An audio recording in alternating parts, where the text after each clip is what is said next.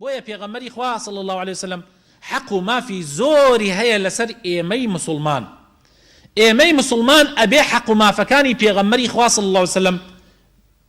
جێبەجێ بکەین، ئەبێ ئادای بکەین.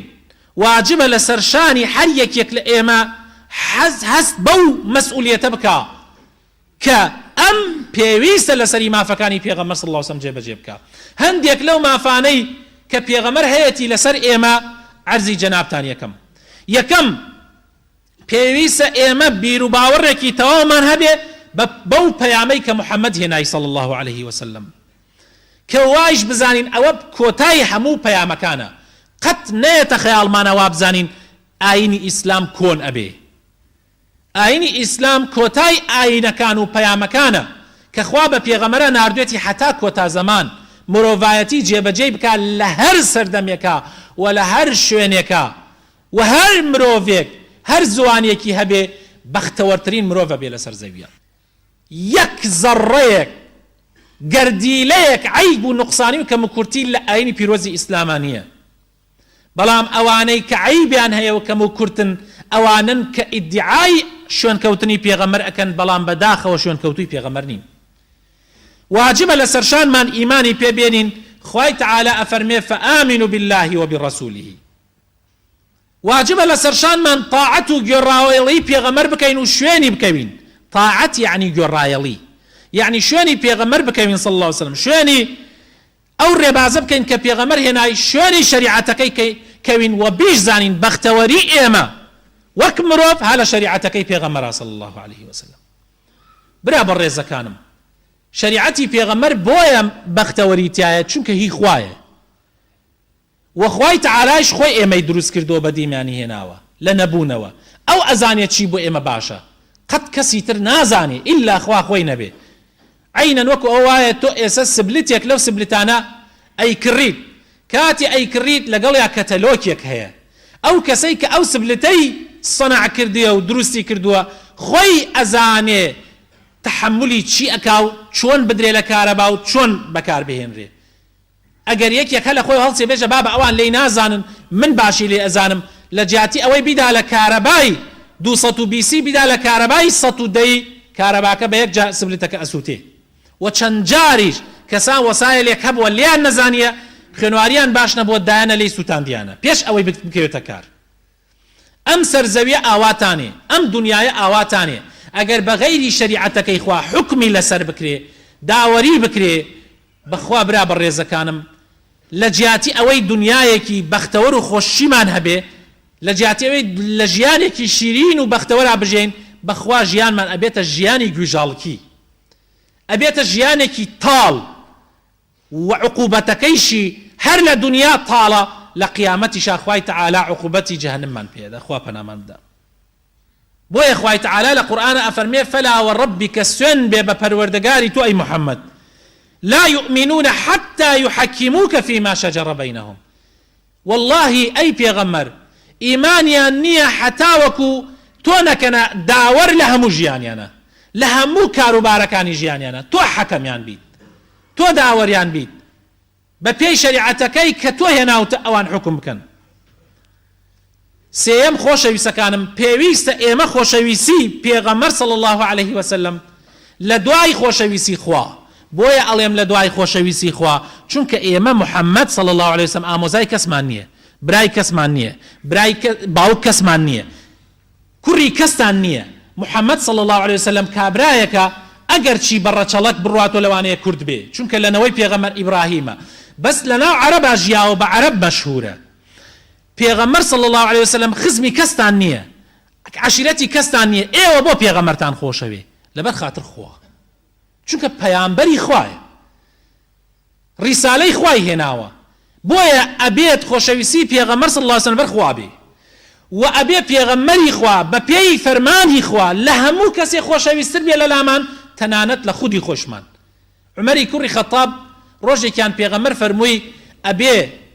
منتان لە ماڵ و لە مناڵ و لە هەموو کەسان خۆشەویستتر بێ لەلاتان، ئەگینا ئیمانتان تەواو نییە. عومەر فەرمووی ئەی پێغەمبەری خوا واللهی تۆم لە ماڵ و لە مناڵ و لە هەموو کەسێ خۆشترەوێ ئیلا خۆم نەبێ.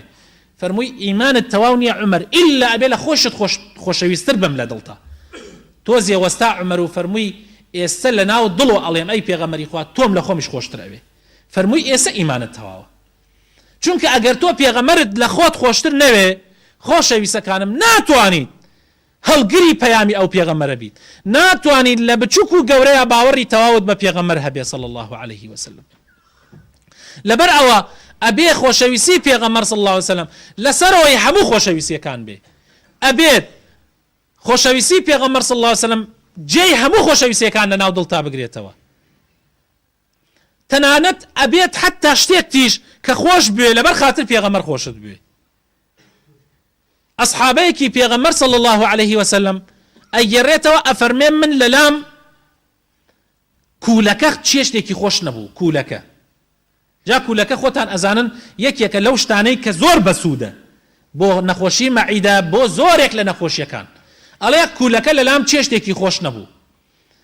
ئەڵێ دوای ئەوە ڕۆژێکیان لە دەم یەکێ لە خێزانەکانی پێغەمبەر صلی الله عليه وسلم بیستم کە پێغەمبەر زۆر حەزی لە کوولەکە کردووە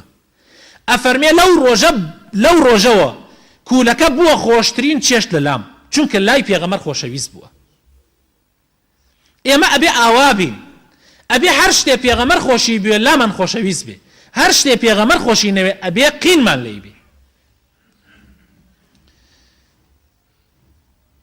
ئەبێ ڕێز و احترامی پێغەمبەر صلی الله عليه وسلم ئەمەندە لە دڵمانە بێ خوای تعالی لە قورئانە ئەفەرمێ أي محمد إنا أرسلناك شاهدا ومبشرا ونذيرا لتؤمنوا بالله ورسوله وتعزروه وتوقروه أبي أما نريز من بو بيغمرها بي هرناوي برا يكسر بلين صلى الله عليه وسلم أبيت معزتي بيغمر لدلمانا أوان دا زور بي حسكين هموش لخوا كان معنا بيبينين ما مسا محمد حسان خوای تعالی پلۆپایی بەرسر کا و دامەزراوی کا لەسەر دینداریەتی ئەفەرمێ لە شوێنێک لە مەنسوورە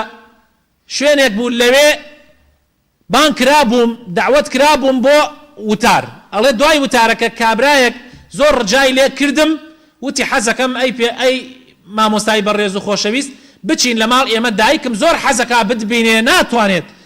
حەزەکەم لە ماڵ ئێمە دعوت بی ئەڵێ منیش چووم چاوم بە دایکی کەوت سەیرم کرد دایکی وەکو چۆن بڵێ پەکی کەوتووە ئەڵێ دایکیم بە غەمبار بینی وتم خوشکە بە ڕێزەکەم دایکە بە ڕێزەکەم تۆ بۆ غەمباری چیت ئەوێ من ئامادەم لە خزمەتتام یعنی ئەگەر نەخۆشی ئەگەر هەر شتێک وتی کوڕەکەم نەوەڵا بۆ ئەوە غەمبار نیم ئەی وتم بۆ غەمباری وتی وەڵا غەمباری ئەوەم کە یەک دوو شەوە پێغەمبەرم نەبینیە لە خەوا یا سبحان الله هەڵێ وتم بۆ تۆ هەموو شەوێ پێغەمبەر بینی فەرمووی هەموو شەوێ پێغەمبەر نەبینم دنیام لەلا کاولە الله ئەکبەر بەڕاستی ئێمە ئەبێ مەحەبەتی پێغەمبەر ئەوەندە لە ناو دڵمانە جێگیر ببێ حەزکەین لەوانە بواین کە لە بین دەستی پێغەمبەر صلی الله عليه وسلم خۆمان نەکردە قوربانی پێغەمبەری خوا صلی الله عليه وسلم یەکێ بواین لەوانەی کە خۆیان ئەکردە فیدای پێغەمبەری خوا صلی الله عليه وسلم بەڵام ئامان ئاگادار بی ئێمە ئەبێ خۆشەویستیەکەی پێغەمبەر لە دوو شتمان پارێزێ ئەبێ یەک لەوانە نەبین کە هیچ حسابێ بۆ پێغەمبەر ناکەن صلی الله عليه وسلم بەڵکو هەر ئەڵێن پێغەمبەر بەشەرێک بۆ وەک ئێمە محەممەد هەر بەشەرێکە وەک ئێمە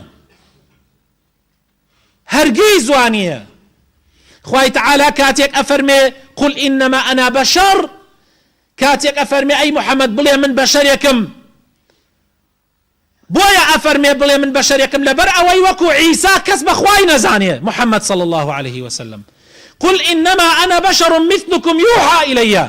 پێغەمبەری خوا صلی الله عليه وسلم لەگەڵ ئێمە زۆر جیاوازە پێغەمبەری خوا پێغەمبەرە وحی بۆ دێ ئامان ڕێزی پێغەمبەر نەگەیەنە حەدی عبودیەت و بەندایەتی کردن پێغەمبەر صلی الله عليه وسلم ڕازی نابێ ئەفەرمێ من وەکو عیسا پێ مەکەن هاوارم پێ بکەن و داوام پێ بکەن و نوێژتان بۆ من بێ و عیبادەتەکانتان بۆ من بێ بەڵام لەو لاشەوە گەرێ خۆشەویستی پێغەمبەر لەسەرەوەی هەموو خۆشەویستەکانمان بێ لەبەر خاتری خوا جا ئاگادار بین خۆشەویستەکانم